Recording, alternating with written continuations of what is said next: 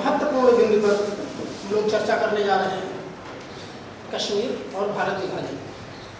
Basically Bharat विभाजन हम लोग बहुत संक्षिप्त में समझेंगे, लेकिन कश्मीर का इशू जो आज एक बहुत ज्वलंत मुद्दा बना है, मुझे लगता है कि विद्यार्थियों को अच्छी तरह से इसको समझना चाहिए। अभी धारा 370 भी कश्मीर से हटी है, तो इसके संदर्भ में भी तमाम तरह की भ्रांतियाँ हैं। ये अच्छा हुआ या बुरा हुआ, इससे कश्मीर में शांति आएगी या और भयावह दौर शुरू हो जाएगा, ये सारे सवाल हम लोगों के मन में पैदा होते हैं और विद्यार्थियों के मन में भी पैदा होते हैं।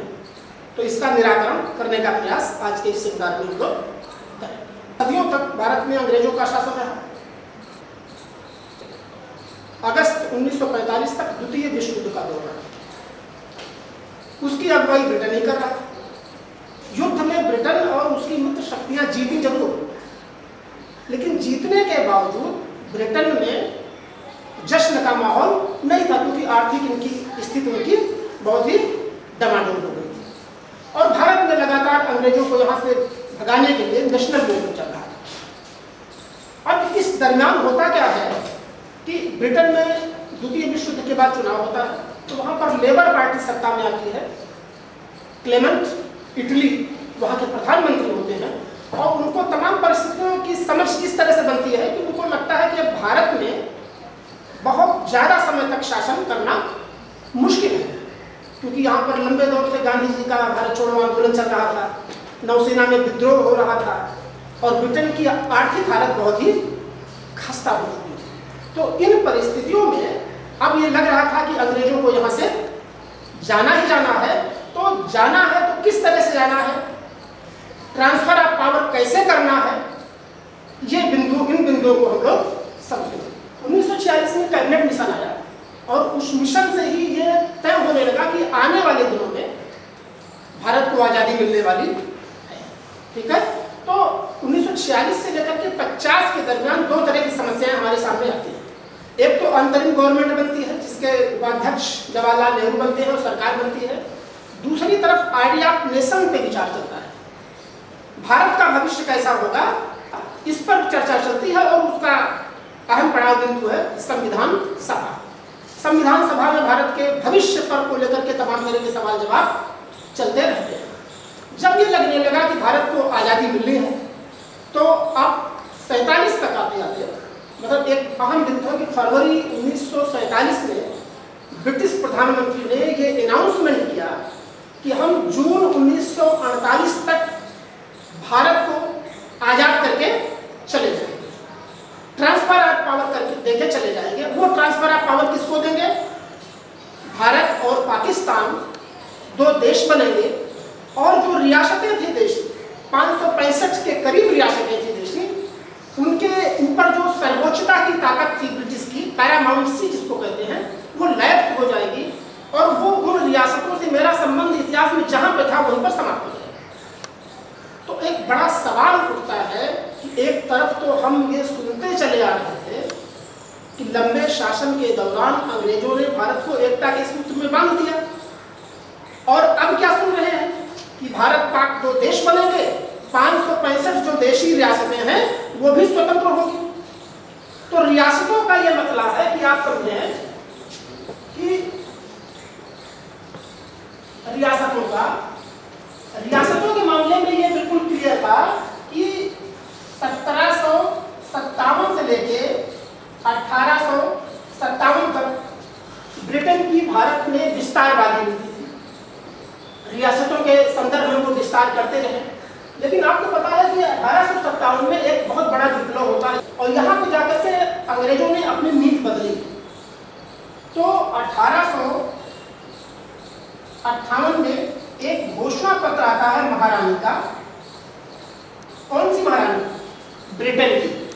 वो कहती है कि अब भारत में कंपनी शासन को समाप्त किया जाता है और भारत का प्रशासन सीधे क्राउन के अधीन आ जाएगा। और राजा महाराजाओं के संदर्भ में उन्होंने एक स्पष्ट नीति बनाई कि विदेश, संचार और सुरक्षा, 3 विषयों को आप मुझे दे दीजिए, बाकी स्वायत्तता पूर्वक अपने क्षेत्र में आप काम करते हैं। सुप्रीमासी को सुप्रीमेसी बोलते हैं, ब्रिटिश सर्वोच्चता का सिद्धांत बोलते हैं। तो 1858 से लेकर के और लगभग 1947 तक ये सुप्रीमेसी चल रही है। जब अंग्रेजों को लगा कि मुझे यहाँ से जाना है, ट्रांसफर ऑफ पावर करना है, तो दो तरह के भारत थे 1947 में। एक ब्रिटिश भारत था, इसमें प्रांत और यूनियन टेरिटरी थी, और दूसरा देशी रियासतें थी। ब्रिटिश भारत में अंग्रेजों का प्रत्यक्ष शासन था और देशी रियासतें स्वायत्त थी। उन्हीं तीन अहम बिंदुओं को ट्रांसफर किया था। कौन कौन से? सुरक्षा, संचार और विदेशी मामले। जब ये लगा कि अंग्रेज लोग जा रहे हैं तो वो सुप्रीमेसी खत्म हो जाएगी, तो रियासतों का कहना था कि हमने अधीनता अंग्रेजों की स्वीकार की थी और अंग्रेज अपनी उस वर्चस्व को समाप्त कर रहे हैं, तो हम भी स्वतंत्र होने के लिए पर कोई बंधन बंदिश नहीं है। तो आजाद भारत की सबसे बड़ी समस्या थी रियासतों का एकीकरण। बात समझिए?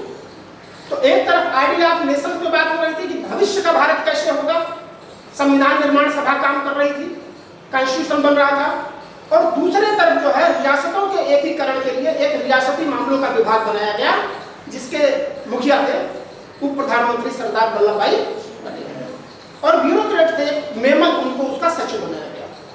तो कहने का मतलब साम दाम दंड भेद की नीति से पटेल जी ने लगभग सभी रियासतों को भारत के पक्ष में विलय कर लिया। पहला मामला था जूनागढ़, दूसरा मामला था हैदराबाद, और तीसरा मसला था जम्मू कश्मीर का। अगर भारत के नक्शे को आप लोग याद कर लें,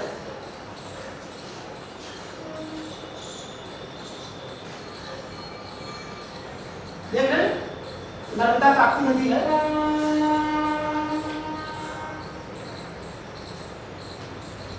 और ये आपका पाकिस्तान हुआ इतना।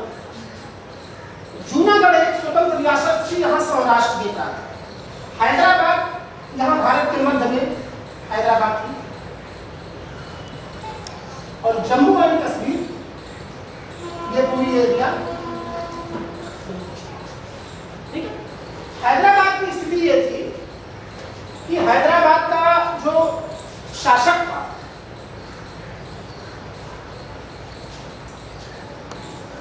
मुस्लिम था और जनता यहाँ की क्या थी?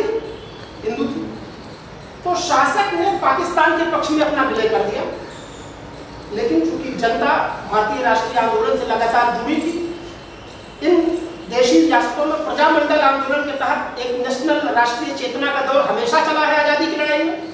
तो जनता ने विद्रोह किया और विद्रोह के परिणाम स्वरूप फिर इसको भारत में विलय किया गया। 99% जनता ने जनमत संग्राम में भारत के पक्ष में मतदान किया और जूनागढ़ किसका हो गया? भारत। दूसरी रियासत हैदराबाद थी, बहुत बड़ी रियासत थी, और 1724 में निजामुल मुल्क ने जो है मोहम्मद शाह के समय इस रियासत का स्वतंत्र गठन किया था। उन्हीं के वंशज चल रहे थे, मीर उस्मान अली उस समय यहाँ पर निजाम थे। इन्होंने क्या किया कि इनका मतलब था कि मैं स्वतंत्र देश बनाऊंगा। तो आप देखो कि इतना खूबसूरत भारत का नक्शा, इसी के बीच में एक स्वतंत्र देश नवोदित भारत कैसे काम चलता है। 1 साल का स्टेंसिल एग्रीमेंट होता है, यथास्थिति समझौता, क्योंकि कश्मीर के मुद्दे पर उलझ गए थे भारत और पाकिस्तान। तो 1 साल का यहाँ पर 48 में स्टेंसिल एग्रीमेंट होता है, लेकिन वहाँ पर एक संगठन था रजाकारों का, यमाइयम वहाँ की एक मुस्लिम संगठन था, जिसके ओवैसी साहब अभी भी सांसद हैं। तो उन रजाकारों ने यहाँ पर हिंदुओं के खिलाफ और तमाम इस तरह से दिक्कतें पैदा कर दी। सरदार पटेल ने सेना भेज करके 5 दिन में हैदराबाद को भारत में विलय कर दिया। यहाँ के निजाम यूनाइटेड नेशंस गए, वो संयुक्त राष्ट्र संघ जो द्वितीय विश्व युद्ध के बाद 1945 में बना था, जिसका उद्देश्य था विश्व को अब दोबारा युद्ध की विभीषिका से बचाना, शांति रखना। लेकिन जब यूनाइटेड नेशन ने भारत से पूछा कि भाई आपने सेना क्यों भेजी दूसरे देश में, तो पटेल ने कहा एक छोटी मोटी पुलिस झड़प थी, सेना नहीं थी, और मसला ये शांत हो गया। हैदराबाद भारत का एक अभिन्न अंग बन गया। बाद में जाकर के 1956 में जब राज्यों का पुनर्गठन होता है तो हैदराबाद के 3 टुकड़े हो गए। एक तेलंगाना राज्य बन गया जिसकी राजधानी हैदराबाद, कन्नड़ भाषी कर्नाटक में चला गया और मराठी भाषी क्षेत्र जो है महाराष्ट्र का हिस्सा बन गया। अब हैदराबाद में कोई सवाल इस तरह से नहीं करता है। अब हम आते हैं आज के मूल बिंदु पर, जो हमारे आजाद भारत की सबसे बड़ी समस्या थी और खास करके इस 2 दशकों में इस समस्या ने पूरे भारत को उद्वेलित कर रखा। आतंकवाद की घटनाएं बढ़ी। तो इसको जरा हम समझते हैं कि यह मसला क्या था कि कश्मीर के महाराजा से आजादी के समय पर हरि सिंह, ठीक है, वो हरि सिंह डोगरा वंश से थे। और कश्मीर के बारे में थोड़ा और पहले से जरा समझने की कोशिश करें तो द्वितीय आंग्ल सिख युद्ध के बाद 1946 में कश्मीर को अंग्रेजों ने छीन लिया और उसी समय 75 लाख में महाराजा गुलाब सिंह को, जो डोगरा शासक थे, कश्मीर को बेच दिया। तो महाराजा गुलाब सिंह के डोगरा वंशज ही कश्मीर पर शासन करते चले आ रहे थे। आजादी का जब समय आया तो आजादी के दौरान जितना भी गांधीवादी आंदोलन चले तो रियासतों में भी चलते थे। भाई पटेल और नेहरू का हमेशा मानना था कि रियासतें भारत के भाग्य से अलग नहीं है। आजादी की लड़ाई सिर्फ ब्रिटिश भारत में नहीं चल रही थी बल्कि रियासतों में भी प्रजामंडल आंदोलन के तहत रियासतें शासन में सुधार को लेकर के राजा के खिलाफ चल रही थी। कश्मीर में भी जो है आजादी के दरमियान भी एक ऐसा व्यक्ति था जिसका नाम था शेख अब्दुल्ला। अलीगढ़ से पढ़े लिखे थे और उन्होंने जाकर के वहां पर नेशनल कॉन्फ्रेंस बना करके, राजा कौन था 47 के पहले यहां? हरि सिंह। ठीक, हरि सिंह के खिलाफ शेख अब्दुल्ला, आज के जो फारूक अब्दुल्ला है इनके पिता, आंदोलन चला रहे थे कि यहां से राजतंत्र खत्म हो, लोकतंत्र हो। तो राजा ने इनको 46 के बाद से ही कारागार में डाल दिया था, नजरबंद कर दिया था, 3 साल तक नजरबंद रहे। लेकिन 47 में ऐसी स्थिति आई कि कश्मीर का राजा हरि सिंह कश्मीर को एक स्वतंत्र देश बनाना चाहता है। तो तमाम समझाने बुझाने के बावजूद माउंटबेटन उनको बहुत समझाए कि आप चाहो तो पाकिस्तान में मिल जाओ, भारत को मैं कन्विंस कर लूंगा। अगर भारत में चाहो तो भारत में मिल जाओ, पाकिस्तान कुछ झड़प करेगा तो उसको भी हम समझा लेंगे। लेकिन 15 अगस्त 1947 तक महाराजा कोई निर्णय नहीं ले पाए।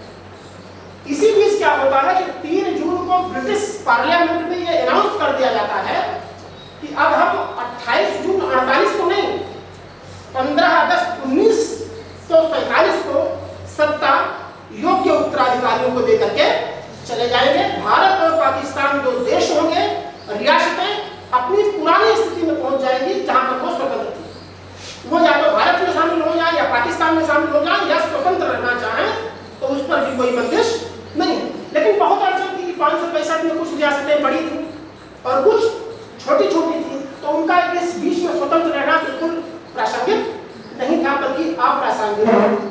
तो सारी रियासतें मिल गई, कश्मीर का मसला बचा रह गया। जब राजा नहीं मिला तो यहाँ पर जिन्ना गवर्नर जनरल बने पाकिस्तान से। उन्होंने ध्यान देना कि आजादी के बाद 1 वर्षों तक भारत और पाकिस्तान के सर्वोच्च सेनाओं के कमांडर ब्रिटिश ही थे और उसके पीछे ये था कि बंटवारे को लेकर के, रेड क्लिफ और इस लाइन को लेकर के तमाम भारी संख्या में माइग्रेशन हो रहा है लोगों का, जनसंख्या की अदली बदली, तो कहीं 2 नवोदित देश आपस में युद्ध न करने लगे। तो इसलिए ब्रिटिश सेनाओं के ही या ब्रिटिश कमांडरों के अधीन ही पाकिस्तान की भी सेना थी और भारत की भी थी, बल्कि आजाद भारत का गवर्नर जनरल ही माउंटबेटन था। पाकिस्तान ने क्या किया कि अपने एक रिटायर्ड सैनिक अकबर खान के नेतृत्व में बलूचिस्तान के तमाम कबीलाइयों को कश्मीर में घुसड़ दिया और करीब 20 अक्टूबर 1947 को 10,000 की संख्या में ये कबीलाई जम्मू कश्मीर में घुसना शुरू कर दिए।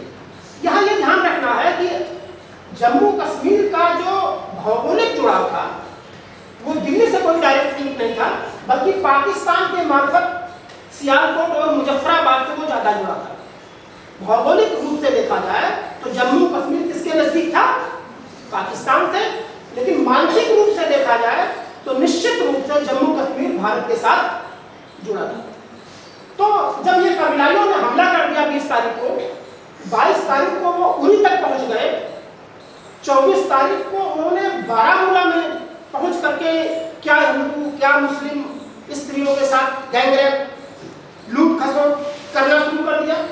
महाराजा को बहुत चिंता हुई और उसको रोकने की इस प्रक्रिया में ब्रिगेडियर राजेंद्र सिंह जो महाराजा के सैनिक थे वो शहीद भी हुए। तो महाराजा ने यह निर्णय लिया कि अब मुझे भारत से मदद मांगनी चाहिए। तो महाराजा ने मदद की गुहार दी, इससे पंडित जवाहरलाल नेहरू और वल्लभ भाई। अब समस्या थी कि यहाँ पर गवर्नर जनरल कौन था? माउंटबेटन। उन्होंने कहा कि भाई जब तक विलय पत्र पर महाराजा दस्तखत नहीं कर देते हैं तब तक भारत कश्मीर में अपनी सेना नहीं भेज सकती, और ऐसा करेगी तो लगेगा कि दूसरे देश पर वो आक्रमण कर रही है। तो 26 तारीख को महाराजा हरि सिंह ने भारत में विलय के संधि पत्र पर क्या किया? दस्तखत किया। और यहाँ तक पत्र आते आते 27 तारीख को माउंटबेटन ने दस्तखत दिया, और माउंटबेटन के दस्तखत के बाद भारत की सेना जम्मू कश्मीर में करीब 1.25 साल युद्ध चला। इस 1.25 साल में लगभग 2/3 भाग भारत के पास और 1/3 भाग पाकिस्तान के पास, जो पाक ऑक्युपाइड कश्मीर जिसको कहते हैं, वहां गया। इसी बीच में 2-3 चीजें और होती हैं, ये समझना बहुत जरूरी है कि जम्मू के 3 रीजन हैं, जम्मू, लद्दाख और कश्मीर। जम्मू में 70% के आसपास मुस्लिम आबादी थी, लेकिन वहां मुसलमानों का लोकप्रिय नेता कौन था? शेख अब्दुल्ला, जो समाजवादी रुझानों के थे, लोकतंत्र के समर्थक थे, नेहरू के समर्थक थे। तो मुस्लिम लीग के नेतृत्व कौन कर रहा था? जिन्ना। द्विराष्ट्रवाद के सिद्धांत पर पाकिस्तान का निर्माण हुआ था। तमाम कोशिशों के बावजूद मुस्लिम लीग यहाँ जम्मू कश्मीर में सफल नहीं हो पाई। क्यों नहीं सफल हो पाई? क्योंकि यहाँ का जो लोकप्रिय मुस्लिम नेता था शेख अब्दुल्ला, वो पाकिस्तान को धर्म प्रधान राष्ट्र समझता था, कबीलाई समझता था, और वो भारत के साथ अपना लगाव को दर्शाते थे। कुल मिलाकर के कि जम्मू की कश्मीर की आबादी का, मुस्लिम हिंदू दोनों आबादी का जो मानसिक लगाव था वो किसके साथ था? भारत के साथ। जबकि जो राजा था वो दुविधा में था। पहले तो ये सोचता था कि भाई हम पाकिस्तान में मिलेंगे तो यहाँ का जो इस्लामिक साम्राज्य है वो हमें रहने नहीं देगा, भारत में मिलेंगे तो नेहरू का समाजवाद और लोकतंत्र, शेख अब्दुल्ला की जो लोकतंत्र के प्रति प्रतिबद्धता है उसमें राजतंत्र बिल्कुल खत्म हो जाएगा, तो इसीलिए स्वतंत्र बनाना चाहता था। तो जब विलय पत्र पर दस्तखत हो गया तो नेहरू ने एक शर्त रखी कि आप शेख अब्दुल्ला को रिहा करो। राजा ही कैद किया था, राजा ने शेख अब्दुल्ला को रिहा किया और शेख के नेतृत्व में एक अंतरिम गवर्नमेंट जम्मू कश्मीर में बनी। याद रखना कि भारतीय सेनाएं जब इन कबीलाइयों से लड़ रही थी तो शेख अब्दुल्ला ने जम्मू कश्मीर के लोगों के साथ, जमात के साथ भारतीय सेनाओं के पक्ष में खड़े होकर के लड़ाई लड़ी। और ये इसी बीच एक मुद्दा बड़ा अहम है जो जानना जरूरी है, प्लेबिसाइट की बात आती है, जनमत संग्रह की बात आती है। नेहरू थोड़ा बड़े समाजवादी और एक आइडियलिस्टिक रुझान की व्यक्ति थे। उन्होंने अपने एक भाषण में कह दिया था कि हम जैसे ही जम्मू कश्मीर की स्थितियां शांत होगी हम जनमत संग्रह। अब इस बात को लेकर के वो यूनाइटेड नेशन भी गए, संयुक्त राष्ट्र संघ में जो 45 में बना था, वहां पर गए और नेहरू के साथ छल हुआ। नेहरू वहां पर यह कंप्लेन करने गए कि भारतीय कश्मीर में पाकिस्तान की सेनाएं घुस आई हैं, आप हमारी मदद करिए, इनको समझाइए। तो ब्रिटेन, अमेरिका ने साजिश रच करके कहा कि ये भारतीय कश्मीर नहीं है बल्कि पाकिस्तान और भारत के बीच का विवादित क्षेत्र है। और 1948 में यह मुद्दा जब यूएन गया तो यूएन ने एक रेजोल्यूशन पास किया जिसके 3 प्रमुख बिंदु थे। पहला था सीज फायर, यूनाइटेड नेशन में जो प्रस्ताव पारित हुआ, पहला था सीज फायर, दूसरा था युद्ध विराम और तीसरे में अन्य। सीज फायर का मतलब ये हुआ कि दोनों ओर की सेनाएं हैं जहां पर है यथास्थिति बनाए रखें, यथास्थिति बना करके युद्ध विराम की स्थितियों में पाकिस्तान ने यूएन में यह स्वीकार किया था कि जो काबिलाई कश्मीर में घुसे हैं वो हमारे ही हैं। तो यूएन ने स्पष्ट कहा कि पाकिस्तान के जो सैनिकों के भेष में काबिलाई घुसे हैं वो वहां से हटे कश्मीर से, और जब हटेंगे और यूनाइटेड नेशन में बताएंगे कि हम हट गए हैं, तब भारतीय सेनाएं भी धीरे धीरे पीछे हटेंगी। तो यहाँ पे स्थानीय प्रशासन के अधीन एक प्लेबिसाइट यानी जनमत संग्रह होगा। पाकिस्तान ने वहां से अपनी सेनाएं कभी हटाई नहीं, तो जनमत संग्रह का कभी कोई सवाल ही नहीं बना। इसी बीच 1949 में, जैसे हमने बताया था, 46 से लेकर के 50 तक आइडिया ऑफ नेशन के बाद विचार चला, तो नेहरू और जिन्ना के बीच में एक अंडरस्टैंडिंग बनी जिसको दिल्ली समझ बोलते हैं कि संविधान में किस तरह से जम्मू कश्मीर को डाला जाए। आप सभी लोग जानते हैं 46 से संविधान सभा का गठन हुआ था और 26 अक्टूबर 1949 को आंशिक रूप से लागू हुआ, 26 जनवरी 1950 को पूर्ण रूप से लागू हुआ। तो ये हुआ भाई इसी समय संविधान में भी जम्मू कश्मीर के उपबंध को डाल दिया जाए। तो एक ड्राफ्ट बना, वो ड्राफ्ट था 306A, 306A, जो बाद में 370, मतलब जम्मू कश्मीर की जो विशेष स्थिति थी उसको संविधान के धारा 370 में जोड़ा गया। तो अब ये बहुत जरूरी है, जब 5 अगस्त 2019 को जब 370 ही हट गई, तो ये जानना लाजमी है कि आखिर इस 370 में क्या क्या चीजें थी। तो आप ये समझो कि धारा 370 में 3 खंड हैं। पहला 370(1), 370(2) और 370(3). 4 प्रकार के राज्य थे, 4 प्रकार के राज्य थे भारतीय संविधान में। पहले राज्य 4 प्रकार के थे, A, B, C और D।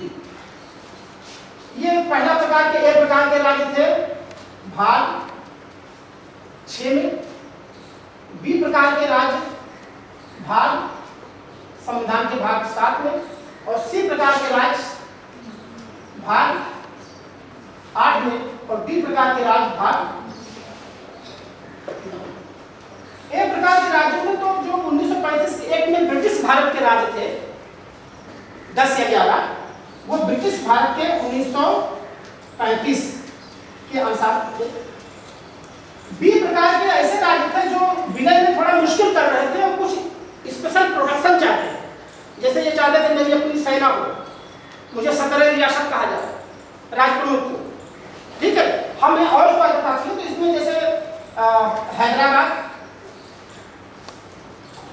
जम्मू कश्मीर और मैसूर, और ये आर्टिकल था 238। और C प्रकार के राज्य थे जिसमें यूनियन टेरिटरी थी और छोटे छोटे राज्य थे। यूनियन टेरिटरी अंग्रेजों के दौर में भी था ब्रिटिश भारत में। और B में जो है दादरा नगर हवेली, दादरा नगर हवेली। ध्यान देना कि ये हैदराबाद, जम्मू, मैसूर, इनकी तीनों की विशेष स्थिति 238 आर्टिकल के तहत थी। और नेहरू ने जो है संविधान संशोधन करके इस भाग B को ही 7वें संशोधन में समाप्त कर दिया, भाग D को भी समाप्त कर दिया। बाद में 73वें संशोधन से जो है नगर पंचायत और नगर पालिका को छोड़ करके 243 आर्टिकल इसमें जोड़ा, जिसमें भागों को जीवित किया। तो B में ये कहता है कि राष्ट्रपति समय समय पर आदेश निकाल सकता है जम्मू कश्मीर की विधानसभा से सहमति से, कंसर्न से। तो राष्ट्रपति ने इसके तहत जो है 1954 में एक आदेश निकाला था जिसके बारे में भी बताएंगे, उस आदेश में ही 35A जोड़ दिया था कि भारत के संविधान में आर्टिकल 12 से लेकर के 35 तक फंडामेंटल राइट्स, ठीक है, 12 से 32 मूलभूत अधिकार और 35 कुछ विशेष प्रोटेक्शन है, खास करके सेना के लोगों को, पुलिस के लोगों को, जो तमाम सिक्योरिटी में है, कि उनको कुछ ग्रुप बनाने का या अपनी बात को जो है सार्वजनिक रूप से रखने का इजाजत नहीं देता है। 34 में मार्शल लॉ की बात है। 35 ये बताता है कि मूल अधिकारों का आपके हनन होगा तो आप आर्टिकल 35 के तहत अपने फंडामेंटल राइट्स को प्राप्त करने के लिए कोर्ट की शरण में जा सकते हैं, ठीक है। तो यहाँ पर जम्मू कश्मीर में कोई मौलिक अधिकारों को ना प्राप्त करने की जद्दोजहद छेड़ दे, तो 35A जोड़ा गया 1954 के राष्ट्रपति के आदेश में, ठीक है। राष्ट्रपति का आदेश आ गया 1954, इसमें कितना क्या जोड़ा गया? 35।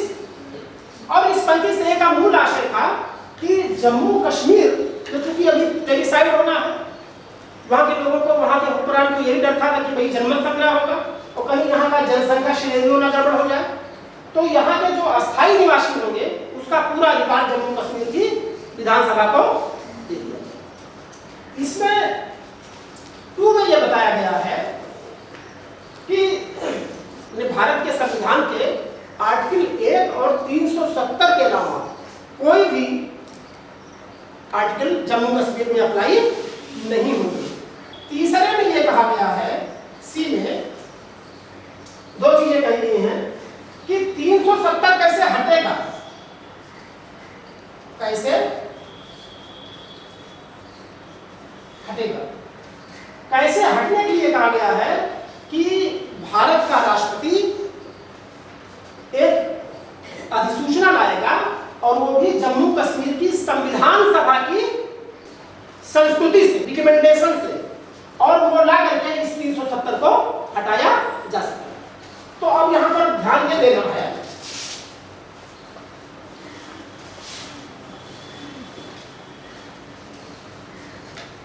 कि 370 के जो 3 क्लॉज हैं, 1, 2 और 3, तो 370 में क्लास 3 में यह बताया गया है कि यह 370 कैसे हटेगा।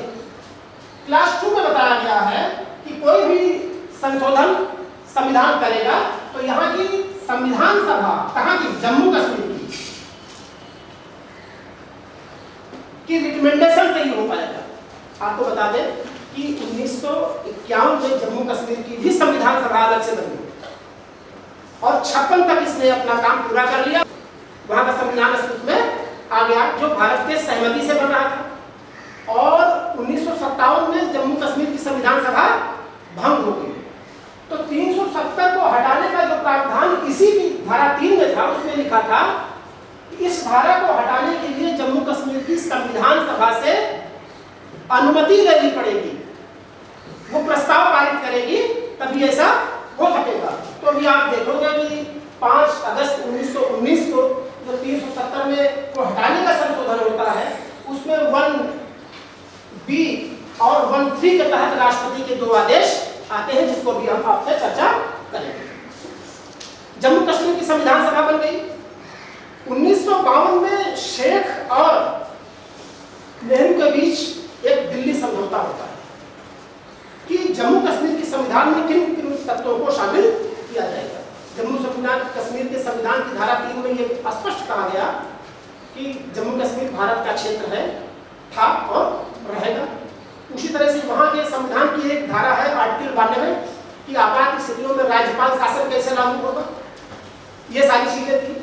लेकिन 50 और 54 के बीच में थोड़ी सी परिस्थितियों में बदलाव होता है। एक तो 49 में चाइना में रेगुलेशन हो जाती है, साम्यवादी क्रांति हो जाती है, तो इसका आशय यह है। अच्छा, दूसरे अमेरिका इंटरेस्ट लेने लगता है, तो 53 में एक अमेरिकी यात्री स्टेफन का भारत आगमन होता है और उसकी गोपनीय वार्ता शेख अब्दुल्ला से होती है। शेख अब्दुल्ला 3 नेशन थ्योरी पर जाने लगते हैं। अभी तक उनका क्या था कि हम भारत के साथ स्वायत्तता की मांग करते हुए बने रहेंगे, लेकिन 53 तक जाते जाते उनके अंदर ये भाव आया कि भारत के साथ रहना मुश्किल है और अमेरिका ने उनको गोपनीय आश्वासन दे दिया, इसके कुछ पुख्ता प्रमाण हैं कि हम आपकी मदद करेंगे, आपको स्वतंत्र देश बनाने में, आपके यहाँ टूरिज्म डेवलप करने में, इको टूरिज्म में हम पूरी मदद करेंगे। तो एक अलगाववाद के रास्ते पर चलने लगे। जो शेख अब्दुल्ला के दोस्त नेहरू थे उनको बड़ा झटका लगा और उन्होंने शेख अब्दुल्ला को गिरफ्तार करके दक्षिण भारत के हिल स्टेशन एक उदयपुर में 20 सालों तक नजरबंद रहे। आज तो भी लोग 2 महीने की ही नजरबंदी परेशान हो गए। तो आगे क्या होता है कि 53 में जब शेख अब्दुल्ला को नेहरू गिरफ्तार कर देते हैं और ये अलगाववादी रास्ते पे जाते हैं, तो वहां पर करीब 53 से लेकर के 75 तक जम्मू कश्मीर में भी कांग्रेस की सरकार रहती है। गुलाम मोहम्मद बख्शी वहां के जो है क्या बनते हैं, मुख्यमंत्री बनते हैं और नेहरू धीरे धीरे धीरे धीरे धीरे संविधान की तमाम धाराओं को जम्मू कश्मीर में लागू कर देते हैं। यहाँ पर आपको ये ध्यान देना होगा कि दरअसल आज़ादी के दरमियान जम्मू कश्मीर के ये जो पॉपुलर नेता थे शेख अब्दुल्ला, इनका मानसिक जुड़ाव भारत के साथ, लेकिन 50 के बाद इसमें बिखराव क्यों हुआ, इनमें अलगाववादी प्रवृत्तियां कैसे पैदा हुई, ये विद्यार्थियों के मन में सवाल पैदा होना चाहिए। तो उसका एक मजमून मुझे जो समझ में आता है कि दरअसल 50 तक श्यामा प्रसाद मुखर्जी नेहरू की अंतरिम सरकार के एक मंत्री थे, लेकिन 52 में चुनाव होना था तो उन्होंने मंत्रिपरिषद से इस्तीफा देकर के जनसंघ का निर्माण किया और उन्होंने 52 के जनरल असेंबली इलेक्शन में देश के शामिल हुए। बहुत सफलता नहीं मिली, बल्कि उनको 3 सीटें मिली और उन्होंने जो है अब देखा कि नेहरू तो बड़ी पॉपुलरिटी से सत्ता में आ गए, तो उन्होंने एक इशू उठाया जम्मू कश्मीर का। उनको लगा कि जम्मू की स्वायत्तता स्पेशल, जब सारे राज्यों का जो है यूनाइटिफिकेशन हो गया है, एकीकरण हो गया है और उनको कोई स्पेशल प्रोटेक्शन नहीं है, तो जम्मू कश्मीर में सदर रियासत क्यों कहेंगे हम, वजीर आजम क्यों कहेंगे, सेना का अधिकार उनको क्यों होगा। तो उन्होंने जम्मू कश्मीर को लेकर के एक मूवमेंट शुरू किया और श्रीनगर की यात्रा भी की। इस दरमियान उनकी गिरफ्तारी होती है और उसी में हार्ट अटैक होकर के 52 में उनकी मृत्यु होती है। तो पूरे देश में एक तरह से कश्मीर के इशू के लेकर के एक उबाल आता है, जिसको कहते हैं हिंदुत्व उबाल आता है। और जाहिर तौर पर इससे शेख अब्दुल्ला जो है घबराए कि कहीं न कहीं ये दरअसल हमारा ये जो निर्णय है अभी तक वो कुछ गलत तो नहीं जा रहा है। और उसी बीच अमेरिका का सपोर्ट कि हम आपको एक स्वतंत्र देश बना देंगे। उन्होंने अलगाववादी रास्ता पकड़ा। नेहरू को यह समझ में बात आई, लेकिन देर से आई, तो उन्होंने शेख अब्दुल्ला को गिरफ्तार कर दिया और अपने कांग्रेस की सरकार वहां पर बनाई। ये बातें चलती रही। 1954 का जो राष्ट्रपति का आदेश आता है उसमें नेहरू ने तमाम चीजें बदल के रख दी। उसी में 35A भी जोड़ा गया, क्योंकि जम्मू कश्मीर के लोगों को हुक्मरानों को हमेशा लगता था कि प्लेबिसाइड होगा तो क्या होगा, जन्म संग्रह होगा तो क्या होगा, भारतीय जनसंख्या वहां कहीं बस न जाए, फिर हम अल्पसंख्यक न हो जाए। जम्मू में भी मुस्लिम ही बहुसंख्यक थे, लेकिन आज़ादी के बाद जब भारी जगह में जनसंख्या की अदले बदली हुई तो पाक के तमाम हिंदू जम्मू में आ गए, तो जम्मू हिंदू बाहुल्य क्षेत्र हो गया। लद्दाख में बहुत आबादी थी। ये स्थितियां ही चलती रही। आप जानते हैं सब लोग कि 59 में जम्मू कश्मीर की संविधान सभा का संशोधन करके नेहरू ने भारत के निर्वाचन आयोग को वहां लागू करा दिया। मतलब 59 के पहले जम्मू कश्मीर पर भारत का चुनाव आयोग काम नहीं कर सकता था, वहां का स्वतंत्र चुनाव आयोग होता था। तो पहला सिकंजा ये कसा। उसके और जाकर के 62 में आप सभी लोग जानते हैं भारत चीन युद्ध होता है, नेहरू को बड़ा सदमा हुआ। 64 में नेहरू की मृत्यु होती है, लेकिन 64 में ही एक आदेश और पारित करते हैं और वो ये था कि भारत का जो आर्टिकल 356 है, किसी भी राज्य में आपातकाल में राष्ट्रपति शासन लागू करने का, उसको भी जम्मू कश्मीर पर लागू कर दिया। मतलब आर्टिकल 356 के लिए राष्ट्रपति का आदेश निकला कि अब वो जम्मू कश्मीर पर लागू। नेहरू जी के बाद शास्त्री जी आते हैं। शास्त्री जी ने 65 में निर्णय लिया कि भाई ऐसा है, मुखर्जी सही कहते थे कि एक देश में 2 विधान, 2 प्रधान, 2 निशान नहीं चलेगा, और उन्होंने सदर रियासत को पहले हटा दिया, वजीर आजम को हटा दिया। यहाँ पर प्रधानमंत्री, जम्मू कश्मीर का प्रधानमंत्री, ये बातें कुछ समझ में नहीं आती, तो शास्त्री जी ने पहले ये कर दिया। 65 में इसी बीच फिर पाक युद्ध होता है और अनिर्णायक स्थिति में रहती है, स्थिति भारत की दयनीय रहती है, जब भारत जीतता है। और इसी बीच शास्त्री जी का भी असामयिक निधन होता है 66 में, और कामराज और मोरारजी देसाई के सहयोग से इंदिरा जी जो है सत्ता में आती है और 67 में, और उन्होंने 1 साल पहले ही लोकसभा को भंग कर दिया और कुछ मुद्दों को लेकर के लोकसभा में चली गई जनता के बीच। कहा भाई मैं तो बहुत बड़े बड़े काम करना है मुझको, राजाओं की पीढ़ी पर को हटाना है और रियासत राज को सब खत्म कर देना है, जनता अगर मेरे साथ है तो हमको वोट दो, नहीं तो हमें इसकी जरूरत। तो जनता ने समझा कि राजतंत्र सब ये सब खत्म हो जाएगा और प्रजातंत्र सही सही आ जाएगा। उन्होंने इंदिरा को 71 के इलेक्शन में पूर्ण बहुमत से सत्ता सौंपी। इंदिरा जी बहुत मजबूत शासिका के रूप में उभरी, जिसको लोग बूढ़ी गुड़िया कहते थे। और उनके आने के बाद फिर उन्होंने क्या किया कि पाकिस्तान की सारी चालों को पलीता लगा दिया। 16 दिसंबर 1971 को बांग्लादेश एक नए स्वतंत्र देश के रूप में का जन्म हुआ। किससे जन्म हुआ? पाकिस्तान से। आप सभी को पता है कि जब भारत आजाद हुआ तो इधर पाकिस्तान और इधर बांग्लादेश भी पूर्वी पाकिस्तान, 71 में ये बांग्लादेश अलग हुआ है। तो 71 के बाद एक व्यक्ति जो वहां बैठा था इस उम्मीद में कि पाकिस्तान के और विदेशियों की मदद से हम स्वतंत्र कश्मीर राज्य की स्थापना करेंगे। कौन व्यक्ति था वो? शेख अब्दुल्ला। उसको लगा कि अब तो जेल में ही सारे दिन कट जाएंगे, तो इसलिए कुछ पॉलिसी बदलो। तो उन्होंने एक इंडियन टाइम्स में एक स्टेटमेंट दिया कि अब हम जनमत संग्रह की मांग नहीं करते हैं, प्लेबिसाइड मुझे नहीं चाहिए, अब तो भारत के साथ ही हमें रहना। इंदिरा जी को लगा कि ये उदार स्टेटमेंट है, उनको नजबंदी से मुक्त किया और 75 में इलेक्शन हुआ। शेख अब्दुल्ला फिर से जम्मू कश्मीर के क्या बन गए? मुख्यमंत्री बन गए। बात समझ में आ रही? अब 75 से लेकर के 82 तक शेख अब्दुल्ला कश्मीर के मुख्यमंत्री बने रहे। 82 में शेख अब्दुल्ला का निधन होता है तो उनके पुत्र फारूक अब्दुल्ला, फारूक अब्दुल्ला के बाद उमर अब्दुल्ला। तो फारूक अब्दुल्ला जो है 82 में सत्ता पर बैठते हैं। इसी बीच 84 में इंदिरा जी का निधन हो जाता है।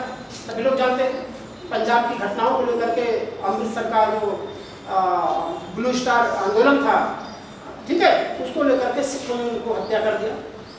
तो इधर राजीव गांधी नए प्रधानमंत्री बनते हैं और स्थितियां चलती हैं। कश्मीर में 86 के आसपास से जो अलगाववाद की स्थितियां थी, आतंकवादी स्थितियों की तरफ बढ़ने और उसका असर पंजाब का भी पड़ा वहां पर, क्योंकि पंजाब में उसमें बहुत चरम पर इस तरह के उग्रवादी गतिविधियां थी। तो बताते हैं कि 87 में वहां पर इलेक्शन हुआ और उस इलेक्शन में भारत के निर्वाचन आयोग ने नेशनल कॉन्फ्रेंस के पक्ष में थोड़ा सा उदारता दिखाई। उदारता क्योंकि जैसे कहते हैं कि यासिन मलिक चुनाव जीत रहे थे, उनको हरा दिया गया, जो बहुत बड़े अलगाववादी नेता। सलाहुद्दीन भी चुनाव जीत रहे थे, उनको नेशनल कॉन्फ्रेंस के पक्ष में हरा दिया गया। तो मतलब वहां पर उग्रवाद इसलिए फैल गया, एक प्रमुख कारण था कि निर्वाचन आयोग कहीं न कहीं नेशनल कॉन्फ्रेंस के फेवर में काम कर रहा है।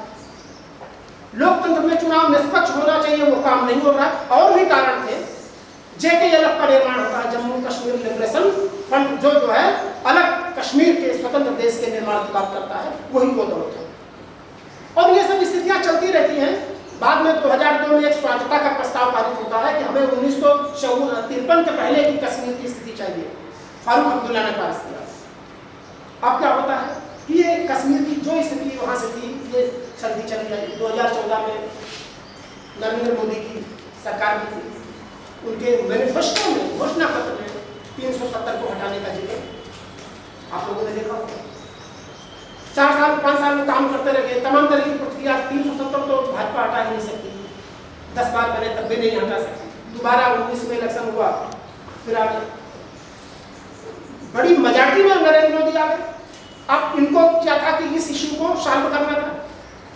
तो होता क्या है, किसी भी जम्मू कश्मीर का भी स्टेट इलेक्शन होता है और उसमें प्रमुख रूप से 3 पार्टियां थी, PDP, नेशनल कॉन्फ्रेंस और भाजपा। किसी को बहुमत नहीं मिला तो बेमेल संयोग जिसको कहते हैं, किसका किसका संयोग बना? PDP और भाजपा का 2-2.5 साल सरकार चली, उसके बाद भाजपा ने समर्थन वापस लिया और वहां पर राज्यपाल शासन लागू कर दिया। जम्मू कश्मीर की संविधान सभा के आर्टिकल 92 के आधार पर वहां पर 6 महीने का अधिकतम राज्यपाल शासन लागू किया। इसी बीच भारतीय जनता पार्टी ने एक बहुत ही मतलब प्रतिबद्ध नेता को सत्यपाल मलिक को राज्यपाल बना करके भेजा। वहां पर लगता है मुझे कि वहां से स्थितियां धीरे धीरे क्लियर हो रही है कि आगे कुछ हमें इस तरह की चीजें करनी है। फिर से उन्होंने रिपोर्ट भेजी केंद्र को कि मैंने खूब छानबीन कर ली है, अब और राज्यपाल शासन नहीं चल सकता, इसलिए 356 के तहत यहाँ पर राष्ट्रपति शासन लागू किया जाना चाहिए। केंद्र ने फिर पता चला क्या लागू कर दिया, राष्ट्रपति शासन आर्टिकल 356 के तहत। जब भी राष्ट्रपति शासन की कोई अधिसूचना होती है तो उसमें लिखा जाता है कि उस दरमियान किसी राज्य की जो विधानसभा भंग है तो वो उन शक्तियों का उपयोग कौन करेगा। उस राष्ट्रपति शासन की अधिसूचना में ये बात इंगित थी कि जब तक वहां विधानसभा नहीं काम कर रही है तो विधानसभा की शक्तियों का कार्य भारत की संसद करेगी। बात समझ आ रही? तो मतलब ये तय हो गया कि जम्मू कश्मीर की विधानसभा का आशय क्या हो गया, भारत की संसद। अब बात आती है 5 अगस्त की बात। 5 अगस्त को क्या क्या हुआ? 5 अगस्त को यह हो रहा है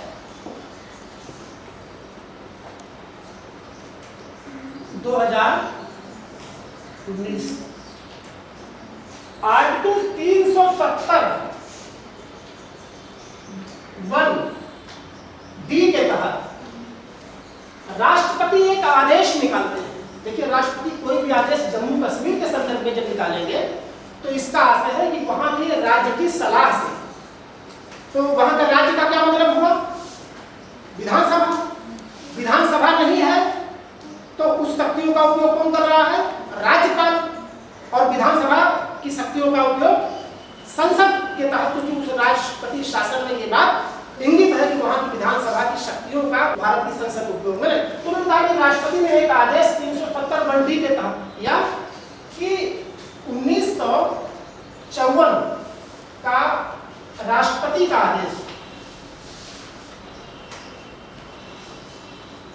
आज से समाप्त माना जाएगा। 5 अगस्त 2019 को राष्ट्रपति ने एक आदेश निकाला है। 1954 में जो राष्ट्रपति का आदेश था उसको ये 5 अगस्त वाला आदेश सुपरसीड करेगा। मतलब 35A खत्म। 35A क्या करता है? जम्मू कश्मीर के लोगों को अस्थायी निवास का स्पेशल प्रोटेक्शन देता है। अस्थायी निवास का मसला यहाँ पर यह था कि जम्मू कश्मीर में कोई 50 साल से भी रह रहा है, लेकिन अगर वहाँ की संविधान सभा ने, वहाँ की विधानसभा ने उसको निवासी नहीं माना तो वो वहाँ का निवासी नहीं है। बाहर का व्यक्ति वहाँ का किसी भी तरह का रिजर्वेशन नहीं पा सकता। RTI, ETI जितने भी चीजें सूचनाएं हैं, भारत के कोई भी संविधान वहाँ पर लागू ही नहीं होता था आर्टिकल 1 और 370 के अलावा। महिलाओं के तमाम इस तरह से अत्याचार होते थे। वहाँ की कोई बालिका किसी बाहर के पुरुष से वैवाहिक संबंध करती थी तो उसको संपत्ति से बेदखल कर दिया जाता था। इवन यहाँ तक कि अगर वहाँ की कोई मुस्लिम लड़की पाकिस्तान से के लड़के से शादी करती थी तो उसको संपत्ति से बेदखल नहीं किया जाता था। इस तरह से इनजस्टिस वहाँ पे एक तरह से। तो पहला काम किया कि 5 अगस्त में पहला आदेश निकाला कि 1954 का राष्ट्रपति आदेश इस 5 अगस्त 2019 के राष्ट्रपति के आदेश से सुपरसीड होगा। मतलब ये 35A खत्म। दूसरा आदेश उन्होंने निकाला कि भारत के संविधान के सभी प्रस्ताव, भारत के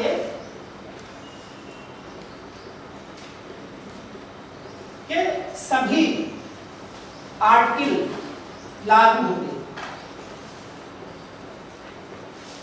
किसने निकाला? राष्ट्रपति ने आदेश। इसके पहले क्या था कि आर्टिकल 1 और 370 ही लागू होते थे। अब क्या है कि भारत के संविधान के सभी आर्टिकल संसद थी। अमित शाह जी ने सदन को सूचित किया। 4 चीजें हुई थी वहां पे कि राष्ट्रपति ने अभी भी महामहिम ने एक आदेश निकाला है 2019 का, जिसमें 1954 के राष्ट्रपति के आदेश को सुपरसीड कर दिया गया। उसी में था 35A जो अपने आप खत्म हो गया। दूसरा, अब भारत का संविधान पूरा का पूरा जम्मू कश्मीर में लागू होगा। तीसरा धारा था कि राष्ट्रपति ने 2 संकल्प प्रस्ताव भेजा है। तीसरा क्या था? संकल्प प्रस्ताव।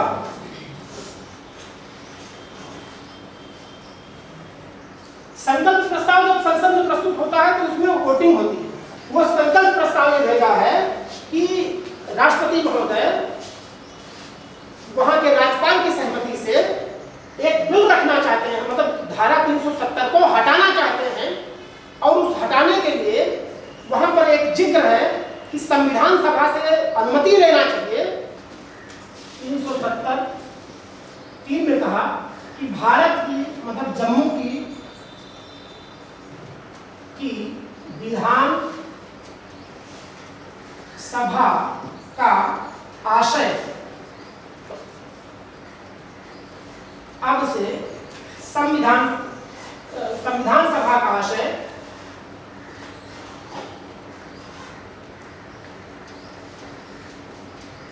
आशय अब से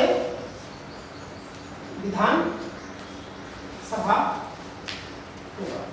चौथा था कि भारत का राष्ट्रपति जम्मू कश्मीर का पुनर्गठन करना चाहता है, तो जम्मू कश्मीर के 2 भाग होंगे, एक जम्मू कश्मीर यूनियन टेरिटरी और दूसरा लद्दाख यूनियन टेरिटरी।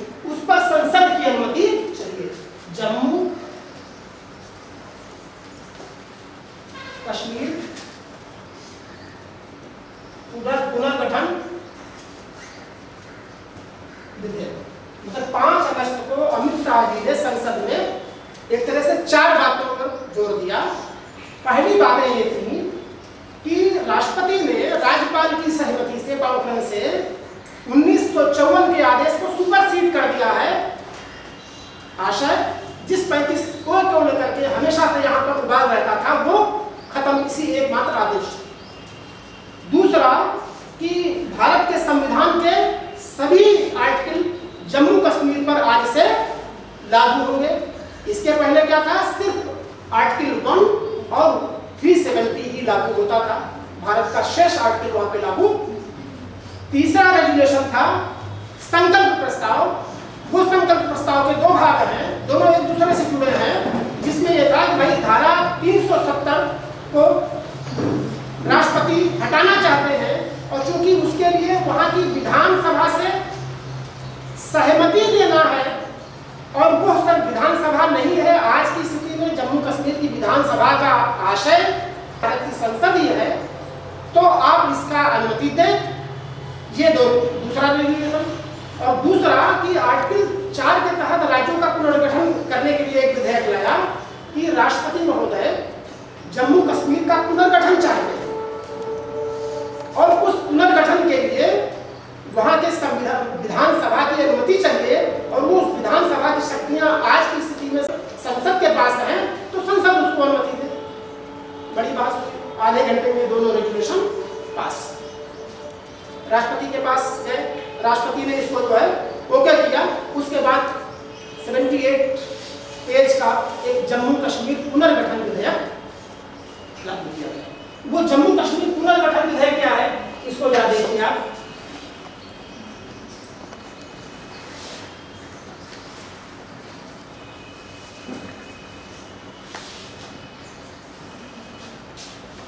जम्मू कश्मीर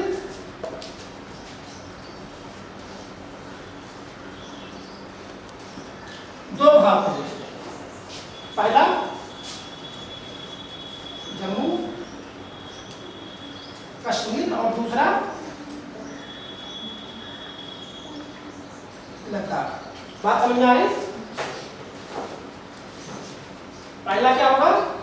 जम्मू कश्मीर और दूसरा होगा दोनों यूनियन टेरिटरी होंगे। क्या है यूनियन टेरिटरी?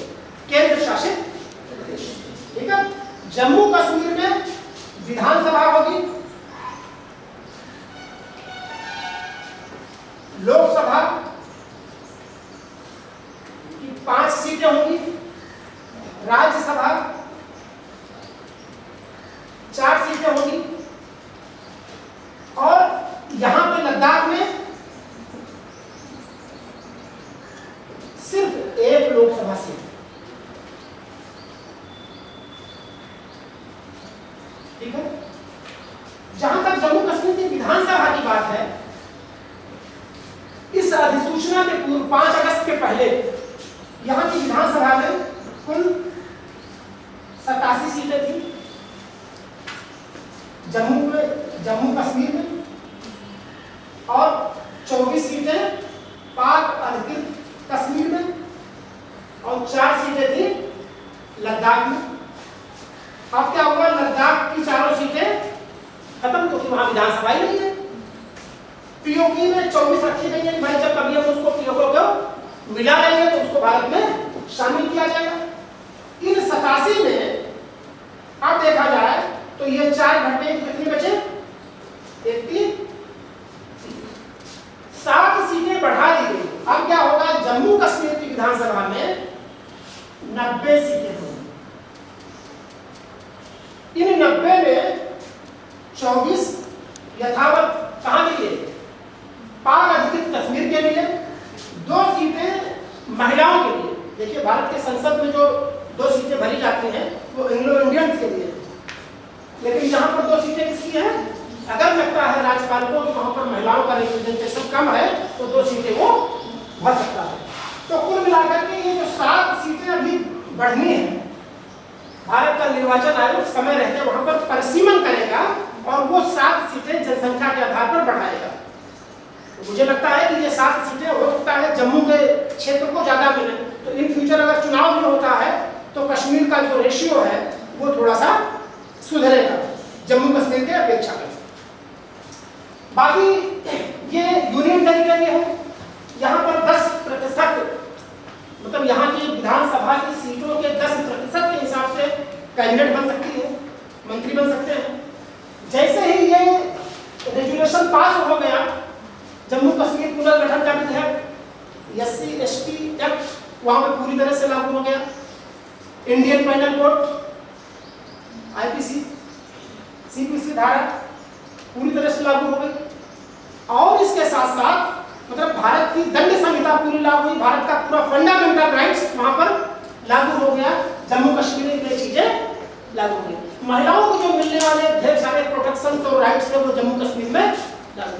तो जम्मू कश्मीर आज की स्थिति में यूनियन टेरिटरी बन गया।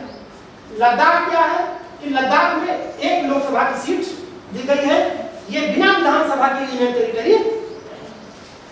ध्यान देना है कि 31 अक्टूबर 2019 को यह जो रेजुलेशन विधेयक है पुनर्गठन का पूरी तरह से लागू होगा, और सतपाल मलिक जो इस समय गवर्नर है वहां के जम्मू कश्मीर के, वो दोनों ही यूनियन टेरिटरी के क्या बोले जाएंगे, LG, जैसे दिल्ली में LG होता है। दिल्ली की विधानसभा में भी 10% ही मंत्री बन सकते हैं। केजरीवाल जी बहुत इसके लिए शोर शराबा करते रहते हैं, मुझे 15% क्यों नहीं बना देते कि हम मंत्री गठित करें। तो ये होगा यहाँ जम्मू कश्मीर की स्थिति। जब आपने समझा कि 1947 से लेकर के और 2019 के बीच में जम्मू कश्मीर के लोगों के बीच में किस तरह की विचारधाराएं भारत के प्रति आ रही हैं, तो 1947 से 50 तक हम देखते हैं कि भौगोलिक रूप से पाकिस्तान के करीब होने के बावजूद, सामाजिक रूप से मतलब धार्मिक रूप से, जनसंख्या के रूप से पाकिस्तान की मुस्लिम आबादी के करीब होने के बावजूद जम्मू कश्मीर के लोगों का मानसिक जुड़ाव किसके साथ था, भारत के साथ। और वो इसलिए था कि वो 2 राष्ट्र की नेशन की थ्योरी को नहीं मानते थे। वहां का जो लोकप्रिय मुस्लिम नेता था शेख अब्दुल्ला, वो लोकतंत्र समर्थक था, सिर्फ वो राजतंत्र का विरोधी था, जो राजतंत्र महाराजा हरि सिंह का चला रहा है, उसके खिलाफ वो लगातार नेशनल कॉन्फ्रेंस के माध्यम से मूवमेंट चला रहे थे। तो वो भारत के फेवर में थे। लेकिन 50 के बाद वैश्विक परिस्थितियों में बदलाव आता है, चाइना में साम्यवादी क्रांति होती है, उधर रसिया का डर रहता है, तो इधर अमेरिका का प्रोत्साहन मिलता है, मध्य एशिया में अपनी राजनीतिक पकड़ को बनाने के लिए अमेरिका बार बार चाहता था कि हम जम्मू कश्मीर को एक सेपरेट स्टेट बना दें, तो यहाँ पर मेरी दखलंदाजी से पूरे चाइना सहित पूरे मध्य एशिया पर हम निगरानी रख सकेंगे। तो उन्होंने स्टीफन्स के माध्यम से ये प्रयास किया। और ऐसा नहीं है, इन मुद्दों पर विचार जो है 46 के बाद ही चला। दरअसल ब्रिटिश एक प्लान आया था भारत का बाल्कनाइजेशन करने का, कि भारत को छोटी छोटी रियासतों में स्वतंत्र कर दिया जाए, लेकिन उनको डर था कि बढ़ते साम्यवाद को, खतरों को, ये छोटी छोटी रियासतें स्वतंत्र हो जाएंगी तो रोक नहीं पाएंगी। तो एक मजबूत भारत बनाना जरूरी है जो हमारा भविष्य में मित्र हो, राष्ट्रमंडल का सदस्य बने। तो उन्होंने भारत के एकीकरण में ये थोड़ा सा प्रयास माउंटबेटन ने, लेकिन 50 के बाद 50 के से लेकर के 53 के बीच में एक तो श्यामा प्रसाद मुखर्जी के आंदोलनों का जो दबाव था, दूसरे अमेरिका का प्रलोभन था, तीसरे अंतरराष्ट्रीय सिनेरियो में बढ़ता साम्यवाद, तो एक अलगाववादी प्रवृत्ति वहां के लोकप्रिय नेता शेख अब्दुल्ला के मन में आती। और वो अलगाववाद के रास्ते पर जाते हैं, नेहरू जी उनको गिरफ्तार कर लेते हैं।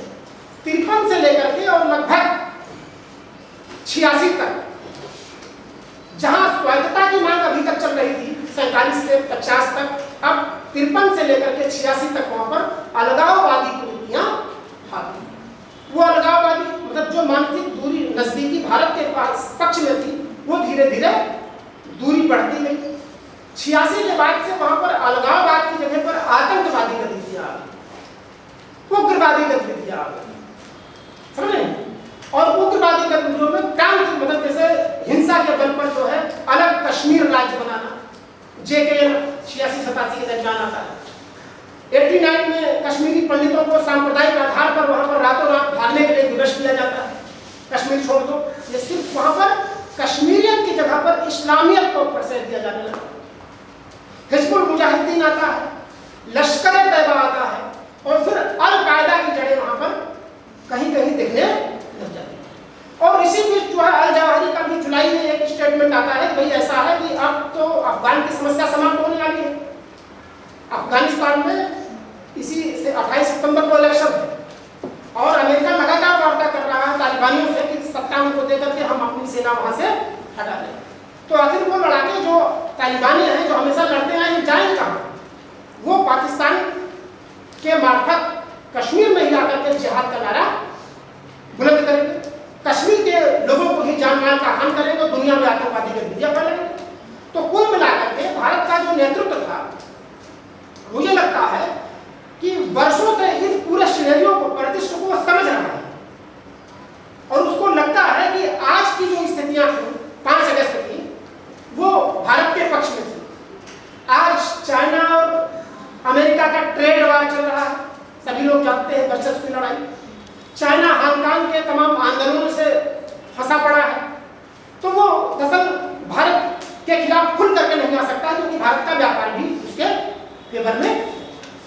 इस्लामिक कंट्रीज के संदर्भ में जो मुस्लिम देशों का 50-60 देशों का संगठन है इस्लामिक कंट्रीज, वो भी भारत के पक्ष में है। अभी आपने देखा कि सऊदी अरब ने भारत अपना सर्वोच्च सम्मान भारत के प्रधानमंत्री को दिया। दरअसल ये पूरा व्यापार का मसला है। करीब 25 अरब डॉलर का व्यापार सऊदी अरब से भारत को होता है। भारत 25 अरब नकद देता है सऊदी अरब, और 2.5 अरब पाकिस्तान से होता है, वो भी क्रेडिट पे कि भविष्य में मेरे पास पैसा होगा तो हम आपको। तो इतना बड़ा मुनाफा और व्यापारिक गतिविधियों को सऊदी अरब भारत के पक्ष में रहेगा कि तुर्की और मलेशिया को छोड़ करके किसी भी इस्लामिक कंट्रीज ने पाकिस्तान का पक्ष नहीं। दूसरे अंतरराष्ट्रीय स्तर पर पाकिस्तान की जो छवि है वो बड़ी गिरावट आई है। तो अंतरराष्ट्रीय मंचों पर भी 90 के दशक के पहले होता था कि रसिया मेरे साथ था, बाकी जो सुरक्षा परिषद के अन्य सदस्य हैं 4, वो पाक के फेवर में थे। 90 के बाद से स्थितियां ऐसी बदली कि अब सुरक्षा परिषद के 4 सदस्य मेरे पक्ष में बोल रहे हैं, अकेला चाइना उनके साथ खड़ा रहा है। और चाइना के माध्यम से वो अंतरराष्ट्रीय मंचों पर भारत के खिलाफ इसको द्विपक्षीय मुद्दा से बहुपक्षीय बनाना चाहते हैं। एक तरह से इसको परमाणु की दहलीज पर खड़ा क्षेत्र साबित करना चाहते हैं, लेकिन कोई सुनने वाला। अब अंतिम रूप से एक अहम सवाल बनता है कि कश्मीर में 5 अगस्त 2019 को जो कुछ भी रेजोल्यूशन लागू हुआ, जो भी यहाँ का पुनर्गठन हुआ, इसके प्रति भविष्य कैसा रहेगा। हमें भविष्य को लेकर के भी इस पर विचार करना चाहिए, क्योंकि आज भी पत्रकारिता जगत में ही देखो तो कुछ लोग कहते हैं कि 5 अगस्त 2019 को जो कुछ भी हुआ वो भविष्य के लिए बड़ा खतरनाक है। कश्मीर में आतंकवादी गतिविधियां बढ़ेंगी और उसका पूरे भारत पर असर पड़ेगा। रवीश कुमार को आप लोग सुनते होंगे एनडीटीवी के। उसी तरह से कुछ पत्रकार ऐसे हैं, सुधीर चौधरी को जी न्यूज में, कि अब तक 47 के बाद से जो भी समस्याएं चली आ रही थी 5 अगस्त को उसका निदान हो गया। तो देखिए 2 मतलब, लेकिन यहाँ पर एक विद्यार्थी के नाते, कंपटीटर के नाते आपको समझना है, तटस्थ दृष्टिकोण रखना है कि तात्कालिक रूप से ये समस्या का समाधान हुआ है, लेकिन अभी भविष्य के प्रति इसकी चिंताएं हमें कश्मीर के लोगों के मन में जो ये डर है कि बहुसंख्यक आकर के हमारे कश्मीरियत को नष्ट कर देंगे, उस पर विचार करना है। हमें किसी भी तरह से उनकी कश्मीरियत को नष्ट नहीं करना है, हमें उनका विकास करना है। वहाँ के सभी वर्ग जो है मुख्य धारा में आवे, ये प्रयास भारत सरकार को करना है। आर्थिक क्षेत्र में उनको और स्वावलंबी बनाना है, युवाओं को रोजगार से मुख्य धारा से जोड़ करके उनको भारत के प्रति जो मानसिक लगाव है उसको फिर से पैदा करना है। भौगोलिक दृष्टि से देखा जाए तो हमें ऐसा कुछ वहां पर पर्यावरण के साथ खिलवाड़ नहीं करना है जो कश्मीर की रंगीनियत को, जो गहरी घाटी है जिसको कहते हैं स्विट्जरलैंड, दुनिया का बताते हैं कि स्विट्जरलैंड के बाद दूसरे नंबर पर कश्मीर की वादियां हैं मनोरंजन के लिए और लोगों के इंटरटेनमेंट के लिए। तो हमें निवेश भी इस तरह से सिस्टमैटिक करना है कि वहां पर किसी भी तरह का भौगोलिक डिस्टर्बेंस नहीं क्रिएट। और तीसरी बात कि हमें लोकतंत्र की जड़ें कश्मीर में गहरे फैलानी है। वो कैसे करेंगे? अभी तक आपने देखा कि अभी 1951 में जम्मू कश्मीर संविधान सभा के लिए चुनाव हुआ, तो आपको बताते हैं कि नेशनल कॉन्फ्रेंस के 73 लोग निर्विरोध चुने गए और 75 ही सीटें, मतलब 75 की 75 उनकी हो गई, उसमें 73 क्या हो गए निर्विरोध। 87 के इलेक्शन में ये आरोप लगा है कि JKLF के यासीन मलिक, सलाहुद्दीन अलगाववादी नेता, उनको जानबूझकर नेशनल कॉन्फ्रेंस के पक्ष में हराया गया।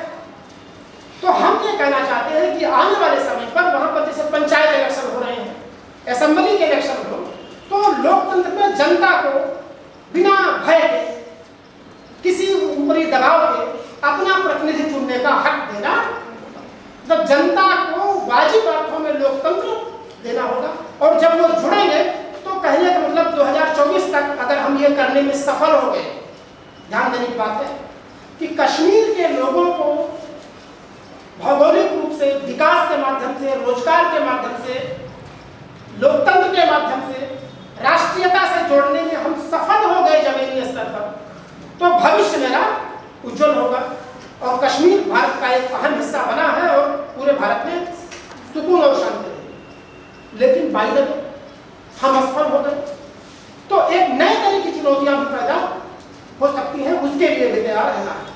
मसलन अभी कश्मीर में आतंकवादी हिंसा ही हो और फौज आक्रामक रूप से उन पर गोलाबारी करे और ज्यादातर मात्रा में लोग काल के गाल में समा जाए, तो फिर अंतरराष्ट्रीय जगत जो इस समय हमारे फेवर में है वो हमारा विरोध करने लगेगा। फिर हमें चाहे जलवायु के मुद्दे पर हो या अन्य ट्रेड वार के मुद्दे पर हो, अमेरिका, रसिया, चाइना ब्लैकमेल करेंगे और हम पर दबाव डालेंगे ना जाए।